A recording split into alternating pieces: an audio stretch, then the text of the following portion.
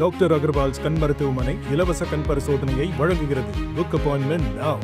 மாநாட்டு முகப்பு பகுதியில் நமது செய்தியாளர் பாரி கார்த்திக் நின்று கொண்டிருக்கிறார். அங்கு கள நிலவரம் எப்படி இருக்கிறது என்பதை அவரிடம் கேட்டு தெரிந்து கொள்ளலாம்.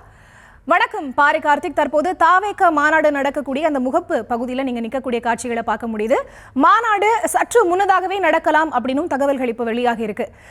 அங்கு தொண்டர்கள் நிர்வாகிகளோட கூட்டம் எந்த அளவுக்கு இருக்கு, அவர்களோட எதிர்பார்ப்பு என்னவா இருக்கு பாரி கார்த்திக்?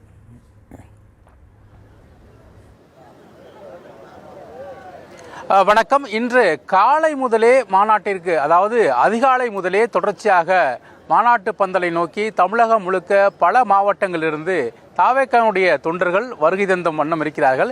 குறிப்பாக இன்று காலை 6 மணி முதலே கூட்டம் அதிகரிக்கும் என்று எதிர்பார்க்கப்பட்ட நிலையில் தற்போது வரை 20,000க்கு மேற்பட்ட தாவேகா தொண்டர்கள் மாநாட்டு திடலில் அமர்ந்திருக்கிறார்கள்.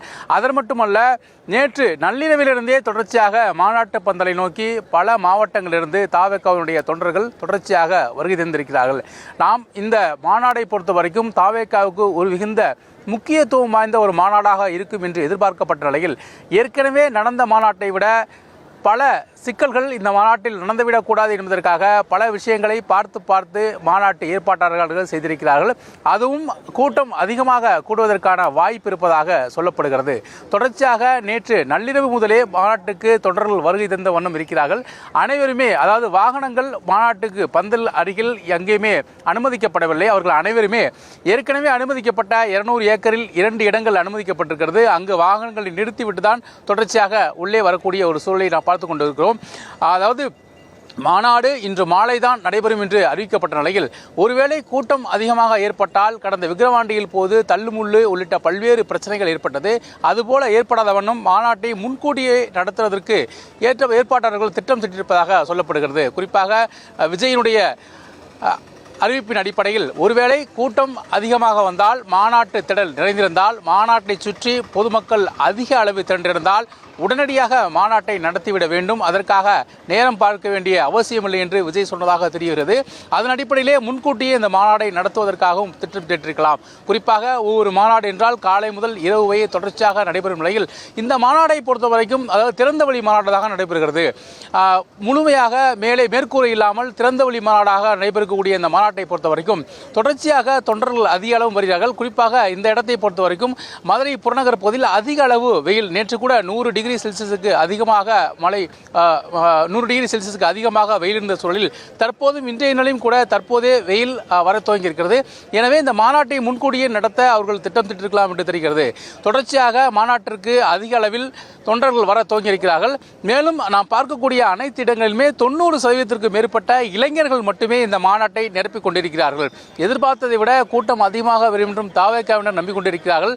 இருந்தாலும் கூட தற்போது இருக்கக்கூடிய இந்த கூட்டம் என்பது அதிகதான். ஏனென்றால் கிட்டத்தட்ட நாம் தொடர்ச்சியாக நேற்று இரவிலிருந்தே பார்த்துக் கொண்டிருக்கிறோம். வாகனங்களை நிறுத்திவிட்டு 2 கிலோமீட்டர் வரைக்கும் தொடர்ச்சியாக அவர் நடந்து கொண்டு இருக்கக்கூடிய ஒரு சூழல் தற்போது இங்கே இருக்கிறது. அது மட்டுமல்ல, இங்கே பல்வேறு மருத்துவமனையை சேர்ந்த மருத்துவர்கள் கிட்டத்தட்ட 8 முகாம்கள் அமைக்கப்பட்டு அதற்கான தயார் நிலையிலும் மருத்துவர்கள் இருக்கிறார்கள். விஜயனுடைய அரசியலுக்கு இந்த மாநாடு எந்த வகையில் ஏற்றதாக இருக்கும், அவருடைய இந்த அரசியல் வருகைக்கு இந்த மாநாடு எந்த அளவுக்கு பயனுள்ளதாக இருக்கும் என்பது வருகின்ற தேர்தல், 2026 சட்டமன்ற தேர்தலில் தனித்துதான் நாங்கள் தேர்தலில் போட்டியிடப் போகிறோம் என்று அவர் அறிவித்திருந்தார். அதாவது தாவேகா தலைமை அந்த கூட்டணி தான் தற்போது தமிழகத்தில் எங்கள் தலைமையில் தான் இருக்கும் என்று அறிவித்திருந்தார். ஏற்கனவே அவர் பல்வேறு கூட்டணிகளுக்கு செல்வாரா என்று பேசுபொருளாக இருந்த நிலையில் எந்த கூட்டணிக்கும் செல்லாமல் தாவேகாவை தலைமையேற்கக்கூடிய கூட்டணி யார் வேணாலும் வரலாம் என்ற அடிப்படையில் அவர்கள் கருத்து கூறியதன் அடிப்படையில் நாம் பார்த்தோமேயானால் அவர்கள் முழுமையாக தெளிவாக தாவேகா தனித்து தாவேகாவுடைய தலைமையிலான ஒரு கூட்டணியை தான் தமிழக வெற்றி கழகம் வருகின்ற 2026 சட்டமன்ற தேர்தலை சந்திக்கும் என்று எதிர்பார்க்கப்படுகிறது.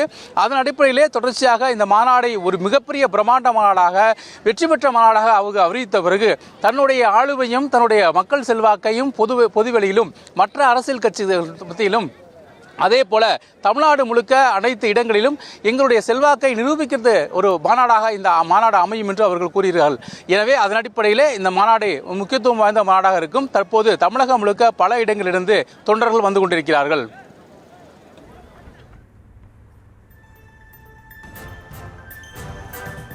தற்போதைய கள நிலவரங்களுக்கு நன்றி பாரி கார்த்திக்.